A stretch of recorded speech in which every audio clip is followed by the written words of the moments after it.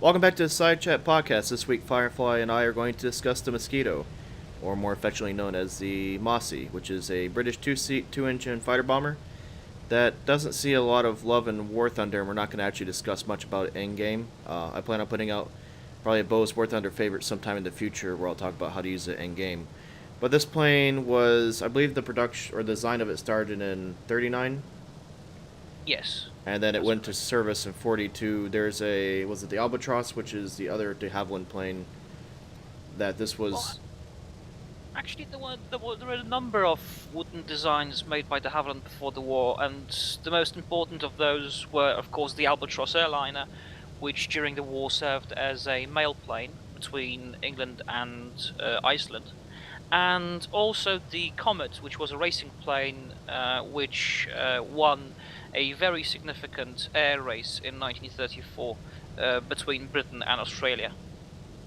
So the Mosquito, the reason why they wanted the Mosquito was they had two problems. One, as much as I love the Beaufighter, it was not the perfect plane and it had a lot of quirks, and it didn't exactly seal the deal as British's premier twin-engine fighter. And then you had the other issue that Britain was actually believe this or not, one time an industrial giant in the world, and they actually had a lot of skilled craftsmen, and some of those craftsmen were people who did woodworking for furniture and other things. And how do you put these people to work in the war effort? And that was to design a wooden plane. So there's a lot of carpenters and furniture makers who left their jobs to come work for de Havilland to make these airplanes, and then this plane was eventually produced in almost 10 something factories across Canada, England, several in England, and then Australia. Yeah, and in the end, 7,700 were made, and from many different components, and it was a pioneering monocoque construction that proved that non-strategic materials could be just as effective in terms of aircraft construction as the typical aluminium that you find in any other plane. So Mosquito is, how to explain it, and from what I've seen a production video of it. It's basically they do it in two halves, and they Yeah. just keep gluing. It's a fuck ton of glue and a fuck ton of wood, essentially, and essentially the whole thing is made out of glue except for the engines and some other components like the landing gear and cockpit and so on. But for the most part, I'd say the plane's at least 80% made out of wood. Yeah, well, the basic production process was that they took one fuselage half, made usually from a mixture of balsa wood from Ecuador, from Canadian spruce and birch, and they all mixed that up with plywood and many different types of screws and glues and so on. Made the first half, outfitted that with most of the components, made the second half, outfitted that with most of the components, glued that together, added the tailplane, and then lowered the completed fuselage onto the ready wings, which were also made of wood. And as you said, most of the plane was actually made of wood, and because this was a monocoque construction, it did not use any sort of supporting structure made of metal or wood. It only had some strengthening bulkheads here and there, but, it was a structurally sound plane, so much so that they actually later made a carrier landing variant, and they didn't have to reinforce it much. So yeah, it was a very well designed airplane, which also was very aerodynamically clean, and you also have the added bonus of not having to flush the rivets and the panel gaps and so on, because you simply have a wooden fuselage, which is then covered with canvas and is therefore very smooth. So we're going to go through why is this plane so important for Britain. Early on, this was the fastest plane in the war. Eventually, things caught up to it, but I believe I have the number somewhere. The thing pushed. What was my numbers? I can't. Well, let me help you with this one. When the first prototypes were tested, they were actually clocked at going 20 kilometers an hour quicker than an equivalent Spitfire Mark II, which was then the fighter of choice for the fighter command.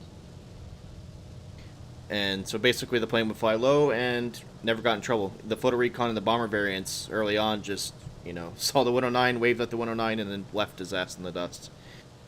Yeah, that's true. Even in the very first operational flight of the Mosquito in September of '41, when I think it was the fifth prototype of the aircraft, went into an operational sortie on a photo reconnaissance mission, it encountered three or four BF-109s at about 7,000 meters, which would be about 23,000 feet, and evaded them all without being shot at once. So this proved how vital and how revolutionary the concept was, because up until that point you had bombers which were heavily laden down with defensive armament, which were big and unaerodynamic, and the Mosquito was a complete opposite of that. And this was one of the reasons why this aircraft is really so revolutionary and so important in the annals of aviation history.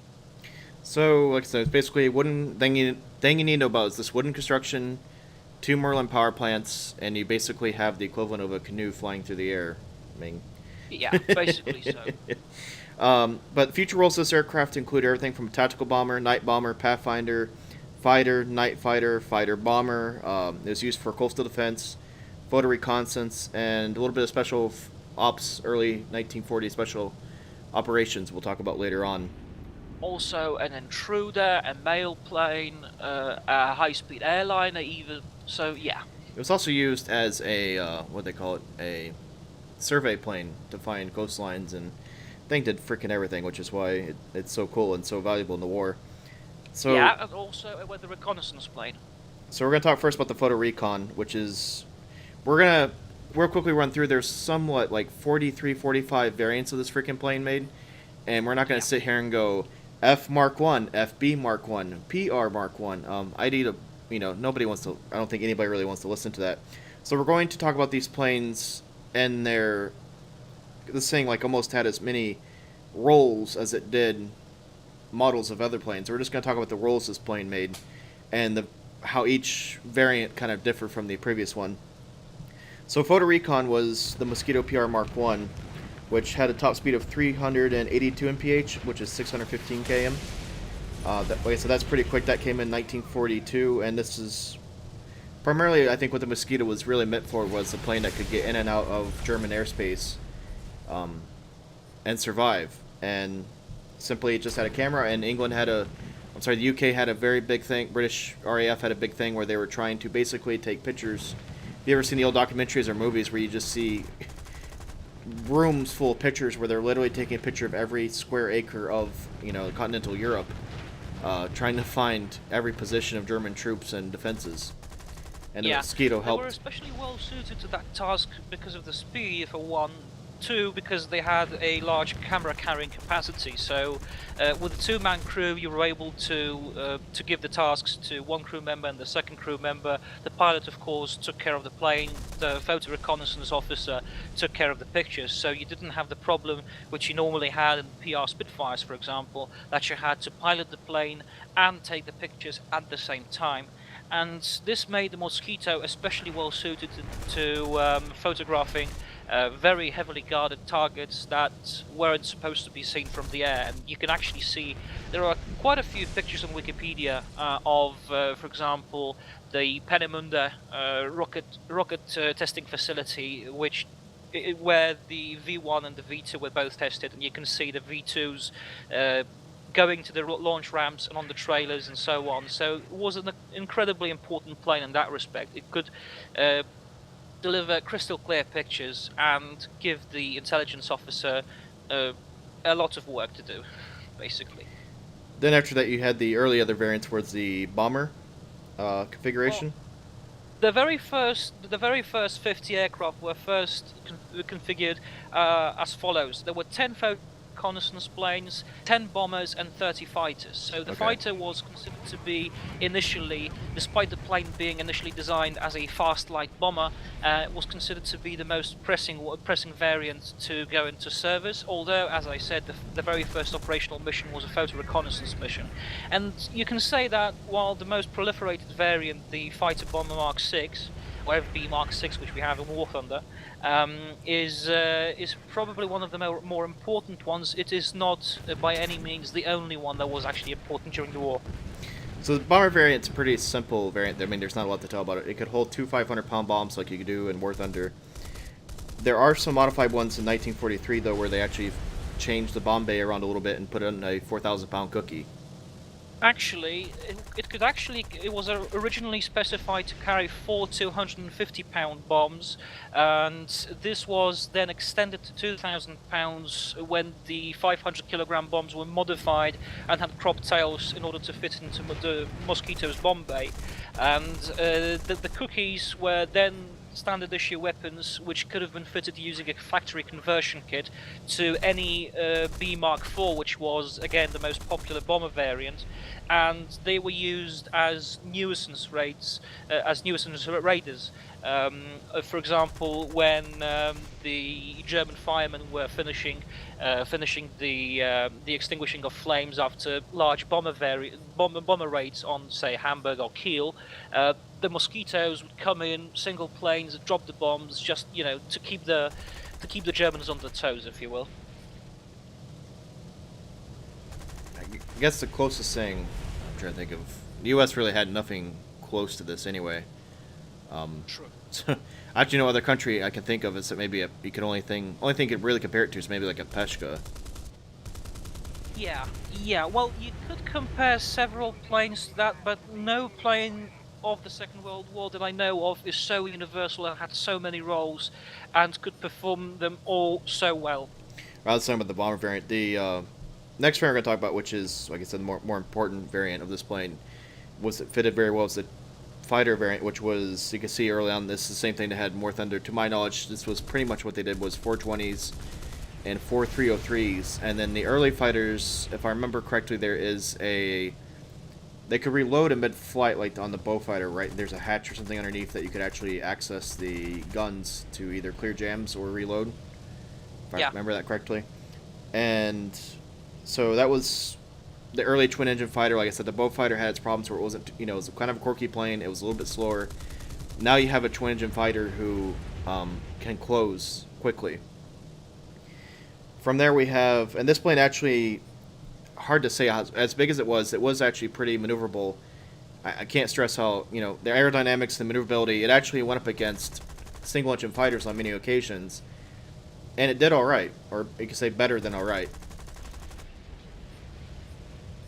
Yeah, there was actually a case of one Mosquito raid which was conducted in Norway, where a squadron of Mosquitoes was bombing a target over there, and a squadron of FW-190s was scrambled to intercept them. And the FW-190s managed to shoot down 3 of the Mosquitoes, with 2 more going down to flank, but then it turned out that the Germans actually lost 5 FW-190s of their own.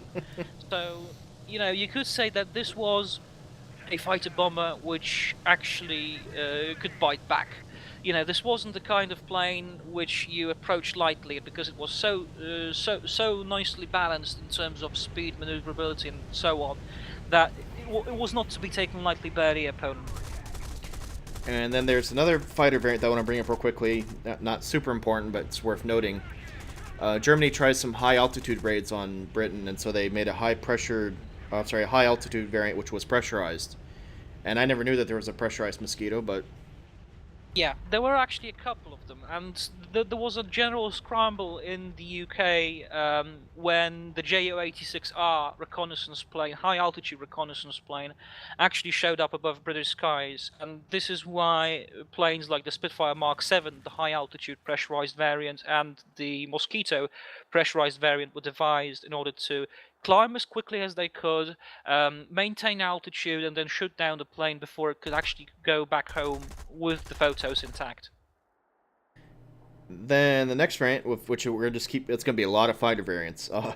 There's a night fighter variant, which of course had radar on it, and at first I was kind of surprised to see that Britain had a night fighter variant. I'm not too surprised. I know early on the Battle of Britain that was very important to them, but I didn't know that actually once they were in the continental Europe, they, needed night fighter variants very desperately. But the reason why I was reading is that they would actually, at night, BF-110s were doing hell at one point on the Lancasters for night bombing raids, and they outfitted the Mosquito with radar to go find the German night fighters. So you had night fighters hunting night fighters, which were hunting bombers.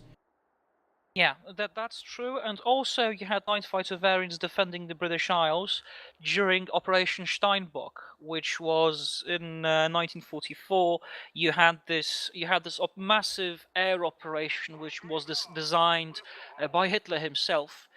To scare the British population into thinking, well, now that we are bombing Germany, they are going to bomb us back. And this was called the time of the baby blitz, because the bombing were nowhere near at the levels of intensity that were experienced by the British population during the Blitz, so immediately following the Battle of Britain a couple of years earlier. And the Mosquitoes turned out to be excellent night fighters because it was a very stable gun platform with centerline mounted cannon, which made for tremendous firepower and short bursts.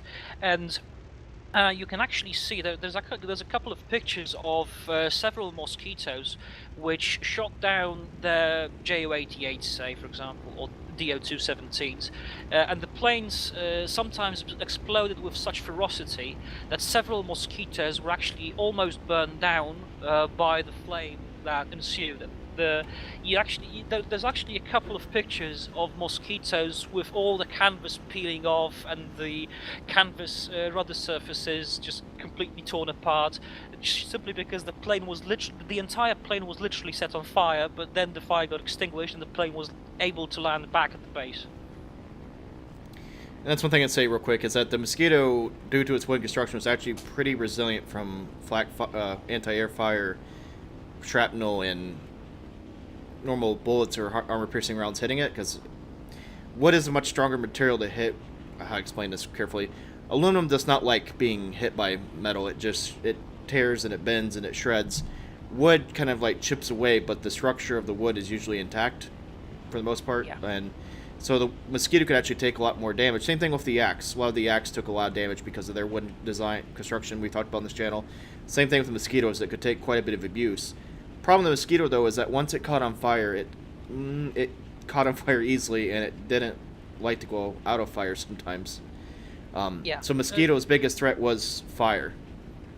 Yeah, obviously, because, well, it's easier to set it wood and fire than aluminium, but as you said, the Mosquito was a resilient and tough aeroplane, and there was actually one incident when two British pilots actually ran into radio cables over Holland, and in the process took out a radio aerial, and they, while going back home, they didn't realize that in addition to cutting the wire with the wings, they actually brought back about 300 feet of the wire and dragged it all the way home and landed with it, and the effect was it was actually pretty severe, because one of the cables snapped on the wing, on the inner part of the wing, and only stopped because of the main wing spar. And you can think what they must have felt like when they landed and when they saw a giant metal cable stuck in the wing, and part of the wing sawed off, including a missing wingtip, because they actually caught on a cable which they brought back to England. Then we have the fighter bomber variants, which are the two that are more thunder. We'll go with the Mark 6 first, and then kind of go from there. Main thing about the fighter bomber variants that make it so important was it was a very versatile aircraft in terms of carrying rockets, bombs, extra fuel, and in case we have the Mullins 57mm variant in Game 2, it was a plane that was basically, how do I say, like a blank canvas of making it towards the mission that it was going for at the time. I talked about the 57mm before in the channel, and that was an anti-submarine gun used for coastal defense that wasn't, I guess you call it, super effective. The rockets were a much more effective weapon against submarines than the cannon ever was. Well, that depends on the perspective, because with the 57mm made by the Mullins company, which, if I remember correctly, it's a cigarette company or a cigarette vendor. Yeah, they actually make cigarette vending machines before the war, and had absolutely no experience with weapons whatsoever. However, they did make a workable autoloader system for the gun, and despite the fact that the gun itself was very accurate and was very powerful and was more than enough to sink a U-boat, because the Mark 18 Mosquitoes actually sank a few U-boats and also some surface ships, and actually killed some planes too, which I'm going to talk about in a minute. The thing is that the and that the 57 actually had to be kept in a very stable flight path because any deviation from the course had to be taken into account because the gun could possibly jam very easily. And this is the reason why these Mosquitoes were actually given a lot of additional armor. And if I remember correctly, that was about 1,000 pounds of additional armor around the cockpit and around the engines, just in order to make sure it survives a steady approach at 30 degrees, going downwards, while the U-boats were getting more heavily armed basically by the day. You could sometimes fight 420mm cannons on those U-boats. So yeah, while the effectiveness of the gun itself was great, the plane itself was not as much of a success as you'd think it could have been, which is why the rockets, which were much more easy to install and which were much simpler to use, were the preferred weapon of choice, even though their accuracy was, well, let's face it, abysmal. So then we have the fighter bomber variant, which we talked about. It's this 420s, 4303s, and it could carry bombs and this and that. The main thing to know about the fighter bomber variants was that the wings were actually straightened up a bit in a later variant. I can't remember which where that point is, but they re-strengthened the wing so they could actually hold bombs and fuel tanks, I believe, out on the, was it the outer wing part of the wing? Well, actually, as far as I remember, most of the bombs were always kept in the bomb bay. They could do drop tanks, though, I believe, at one point, all right, on the sides, or yeah, the external fuel tanks could be carried, as far as I remember, but with the fighter bomber variant, the cannons occupied part of the bomb bay, and as a result, you just couldn't carry as many bombs as you would in a typical bomber variant. And then we go to, there was a torpedo bomber variant, which I said is another coastal line. A carrier-borne torpedo bomber which could carry bombs, rockets, and torpedoes and cannon, and which was actually first landed on an aircraft carrier by a legendary Eric Brown. And yeah, very nice plane, very interesting variant. 50 of these were built, and I could see this probably someday come into the game. No, I certainly hope so. Fuck it, I'll try to land Mosquito on a carrier anyway. Let's go for it. Like I said, like these, fighter bomber variants were also used for sea defense as well as, it was kind of a multi-role plane. Then we got to one that I want to talk to you about for quite a while, which I think is why the Mosquito, to me, besides the photo recon role, the Mosquito is actually probably most important in its pathfinding role, which there, to my knowledge, is nothing else in World War II that did what this plane could do. And it was kind of a game changer for warfare in a lot of ways. And so basically explain how British did a majority or almost all of their bombing at night, where the U.S. did all the bombing during the day. And you look through a bombing site in the middle of the night, you're not going to see shit. I mean, especially if the Germans turn off all the lights downstairs, you can't tell the difference between a cow pasture and a factory. Well, yeah, exactly. Try to look out the window of an airliner during the night and try to distinguish between many different things that are happening. What the hell are you over? And that's where the Pathfinder came, or the Pathfinder Mosquitoes came in, and they would carry flares underneath their airplane or in the bomb bay, and then they dropped the flares on the target, and then the Lancaster's crews could see they'd have like green, blue, or different color flares, and they would say, all right, we're assigned to the red flares tonight. And then they would simply bomb the flares. Worked great. But how did the Mosquito know where the hell it was going was because they had, and I'm going to probably mispronounce this, but it was an OBOE radar? Yeah, well, that wasn't actually a radar, it was direction finding that used radio waves to determine the correct radius at which, because the Mosquito came in from the north of Germany typically on what the Germans called a Boomerangfahren, or a boomerang ride, which was basically a curved shape, a part of a full circle, which allowed with great precision to drop the flares. And also in later stages of the war, where, for example, you had the problem of distinguishing whether the flares were there or not because of heavy cloud cover, you also had parachute drop flares, which were dropped much more slowly and which allowed the bombers to bomb even in full cloud cover. So basically, all this direction finding technology, British were one of the reasons. The U.S. was so lucky that the British literally just packed up all their information and gave it to us, because they were years ahead of everybody on a lot of things. So basically what they did is they put a tower in southern England, they put a tower in northern England, and then you had a transmitter on the, or not a transmitter, but you had the last piece of technology on the plane, and then you have 3 points of, just simply like I guess you call it high school math where you have 3 points to find a location. There's your 3 points, and then you'd use that math to find where you were with the mosquito. And it's pretty, I don't know if you call it pretty basic, but it was actually probably pretty complex shit at the time to have the guy in the back of Mosquito doing this, but that's how you knew exactly where you were and how you got home. Yeah, well, with oboe, the thing is that the width of the whole path that was actually shown to you or pronounced to you by the ground operators back in the UK was about 35 yards, if I remember correctly. So you were able to navigate the plane incredibly precisely, and basically the system worked like this: if you deviated from the course to the right, you got a series of pings on your headphones, and then you got to the left, and then you got the series of dashes. Or was it the other way around? I don't remember exactly. But the thing is that this system allowed for very precise navigation and made for much more accurate bombing, which was hopelessly inaccurate in the initial stages of the war.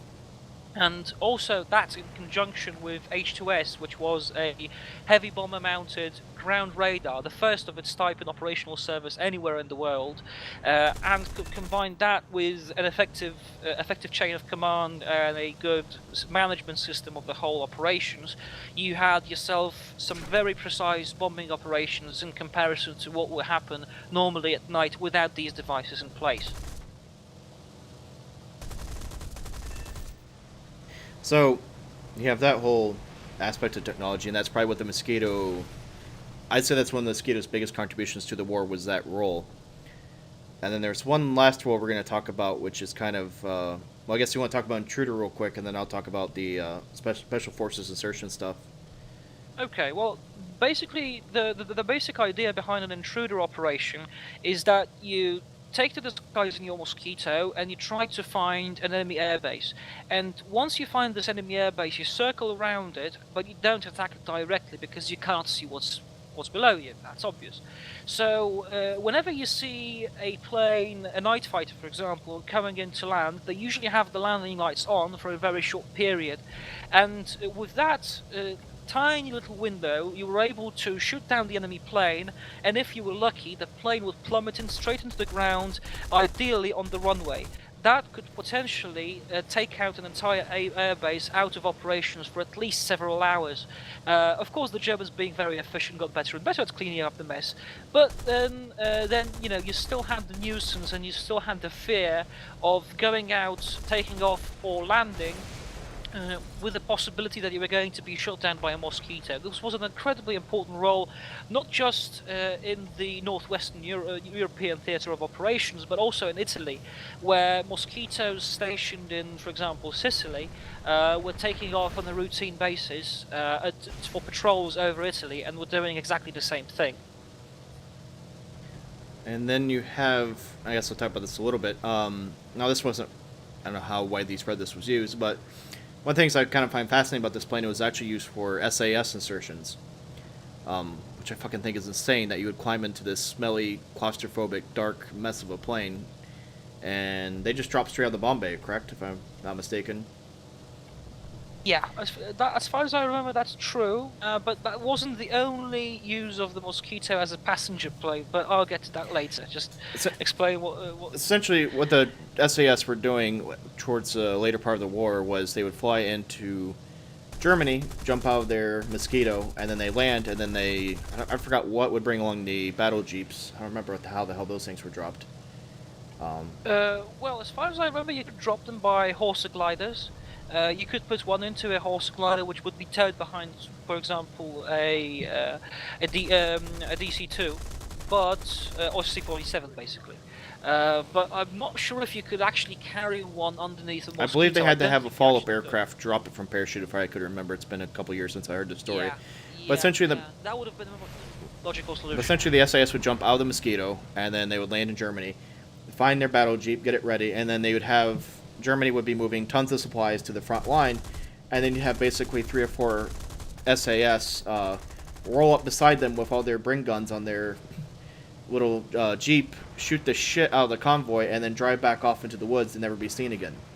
And it was just basically harassment over and over and over, and it became such a big deal that war crimes were given when these SAS were executed because Germany called them spies and they said they had no rights, and so they were all thrown in a pit and killed and blah blah blah. It turned into a huge political mess where uh, SAS were convicted and hung for this, but that's how big a deal this kind of SAS group was. But the Mosquito, like I said, it was used for that, and I believe the Mosquito was also used for dropping dead. What do they call it?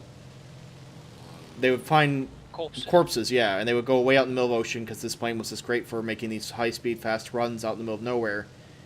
Drop a corpse with intelligence on it and then leave, and that's kind of the whole D-Day thing, was dropping all those corpses with intel on them. Well, I'm not sure if the Mosquito actually performed. The other planes did, but I'm saying Mosquito did it. Oh, I know the Mosquito did it quite a bit, where they just literally throw the body out the bomb bay. Yeah, you could do that. There were a few intelligence operations, which were, of course, deception operations, intended at confusing the Germans completely as to the whereabouts of the planned invasion of Normandy and so on and so forth. And there were bodies washing up in neutral Spain with secret documents on them, blah blah blah. You have the lot. It's a very interesting chapter of the war, but we have to talk about this in a different podcast because this is a subject worthy of a podcast in itself. Like I said, this plane, during its time in the 40s, saw a ton of action and a ton of roles, and it's something that I think anybody, if you like World War II, you have to respect. Even if you hate the looks of this plane, you still have to respect a variety of roles it fulfilled. Kind of a aircraft that was ahead of its time. Militaries are always trying to find something that can do multiple roles, and whenever you find that aircraft, it's always special and a special piece of your arsenal. Today, the Mosquito, there's not a lot of them around. I believe there's only one flying right now, or maybe two now. Yeah. K114 restored by Avspecs of Ardmore, New Zealand, restored for Jerry Agan's fighter collection. And the problem with the Mosquito, why you don't see, there were almost 7,000 of these things, over 7,000 of these things built. Reason why there's only one flying is because they are, you want to call it basically maintenance hogs, and for different reasons, and the freaking glue on these things doesn't last forever, and it peels and it does bad things to airframes, and so over time the glue loosens its strafe and so on. And actually, real quickly, talk about this. In Australia, they couldn't. The reason that it took the Aussies so long to make the Mosquito was because they actually had to do research on finding a glue that worked in a hot, humid environment. But trying to restore one of these today is an absolute pain in the ass, because you're going to be sitting there for there's a Lockheed project going on here, and about 2 hours from my house, I've been watching them work on a couple years here now of a plane that's kind of the same construction, and you just watch these guys. The fucking wings take almost 6 months, 8 months apiece for 2 or 3 guys to sit there and get the contour correctly, and you're just peeling off, you're peeling off all this bad wood and glue, and then custom fitting all this crap. It's such a meticulous, pain in the ass, expensive job, and that's why you don't see a lot of Mosquitoes being restored compared to other World War II aircraft. There is several in the States that probably could fly in theory, but they need this type of going through and making sure that the fuselage is still flight worthy due to the old glue and materials kind of, yeah. I guess, called. You cannot apply conventional techniques to restoring a Mosquito like that. It's basically a handmade aircraft from start to finish, and because there are no dies or casts available or no other factory tooling, you basically have to make them yourself. And there are a couple of restoration efforts going on. There's one more going on in New Zealand, one, as you said, in the US, and as far as I remember, there's also one which is actually gathering funds right now, the so-called People's Mosquito. Yeah, and there's a couple of those, and let's hope that the Mosquito many more Mosquitoes take back to the skies, because it's a lovely aircraft to see. I would just love to see it. But there's also one other thing that I'd like to mention.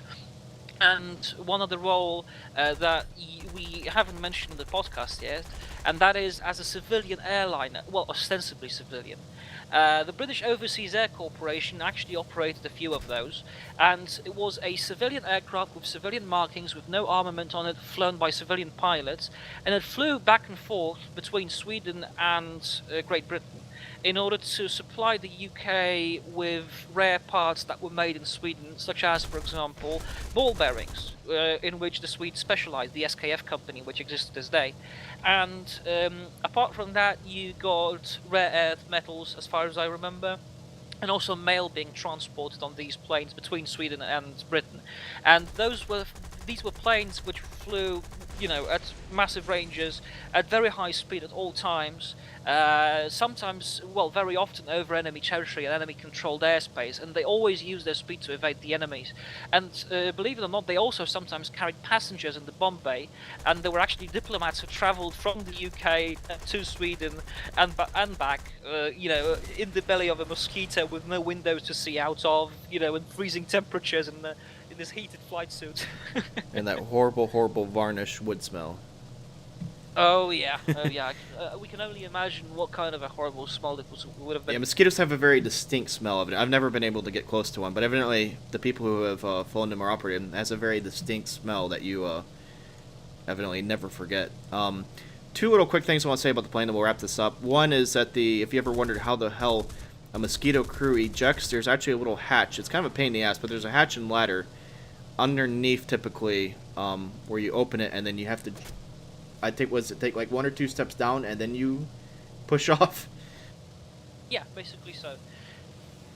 However, if you performed the belly landing, you had to escape through the canopy, and as far as I remember, there were provisions made for a small escape hatch somewhere in the canopy or a cockpit. I'm not sure exactly.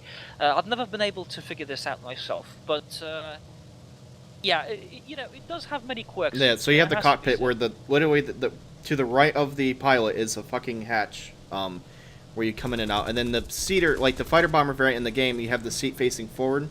Most of my seen in real life have the seat facing backwards, where you have, like I said, the second seat did a numerous amount of rolls, but usually I believe that seat was flipped around where the pilot was facing, or the radio operator or whatever had his own little workstation back there, and Nigel doesn't do shit in game, but anyway. But one thing about the Mosquito, and I'm trying to look at it right now in game, it doesn't do a very good job of the cockpit in game, but the ones I've seen in real life, the thing I'm always blown away by a Mosquito cockpit is how many fucking switches and buttons, and that, I mean, it sounds like a great flying aircraft, it flew great, so on, it was probably pretty easy to fly, but it's insane. It was very. Well, yeah, I'm just saying it's insane, though, how many controls. It's like almost a modern aircraft with as many switches as some of those Mosquitoes had in them.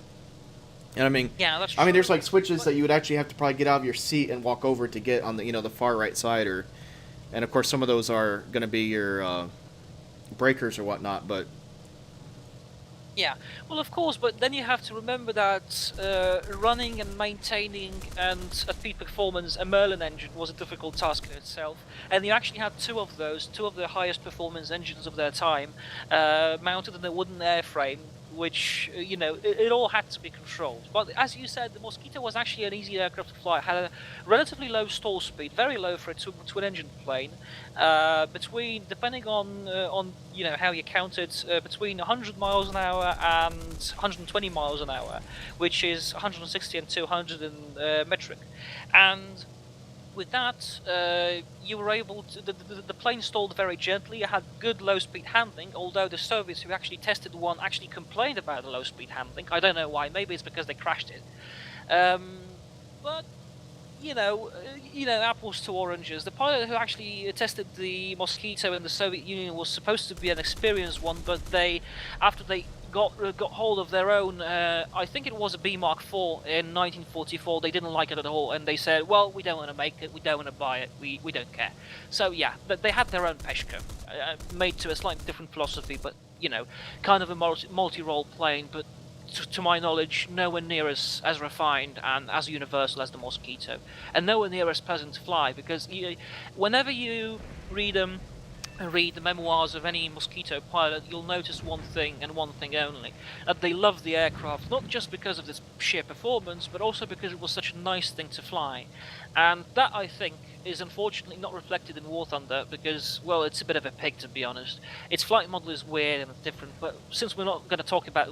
We didn't plan to talk about this in game, then we'll leave it for another time. The last story that real quick I want to say, then we'll end this, I promise, is...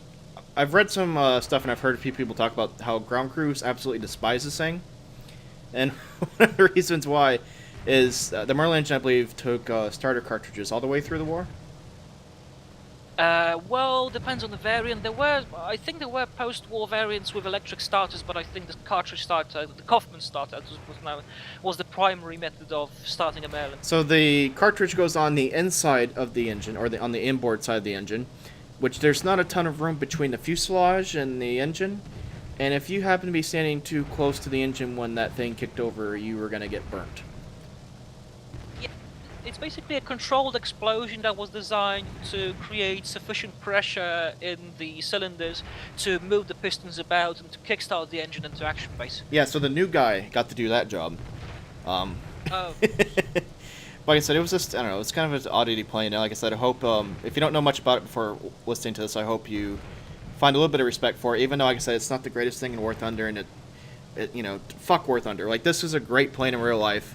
You can find tons of footage on the thing, and on YouTube, and I'm sure different documentaries. If you ever see a Mosquito documentary, watch it. It is a plane that was a difference maker in World War II. I honestly believe that, and yeah, and it also made a lot of difference at home with propaganda raids. I mean, the Oslo Gestapo headquarters raid, the Amiens prison raid, the lot. And my personal favorite, on the 10th anniversary of the Nazis taking power, I believe that was in 1943, Goering was on the air in Berlin, on the radio, giving a proclamation to the German people of how invincible we all are, and blah blah blah blah blah. And then the lonely Mosquito came, took the entire radio system off the air with a single bomb, and thus, shamed Goering and the whole Nazi leadership, and took them off the air. There was a great propaganda coup, and there are some controversies regarding those propaganda raids, like for example the Amiens prison raid. There's actually a couple of decent documentaries about that on YouTube, so go check it out. But this is a plane which is an icon of design, technology, and a true great British engineering, a feat of British engineering. So go check it out, because it's a very interesting plane, and I personally can't wait for a proper simulator game to replicate the real life performance of this plane, because War Thunder simply does not do it justice. Thanks for listening. That's all we have for this episode. And I think next time we'll probably do something a little bit more fun. But like I say, if you have any questions or stories about the Mosquito, feel free to drop in the comments below. Firefly and I will be checking them throughout the next probably couple of weeks or so. Thanks. Okay, take care everyone, fly safe.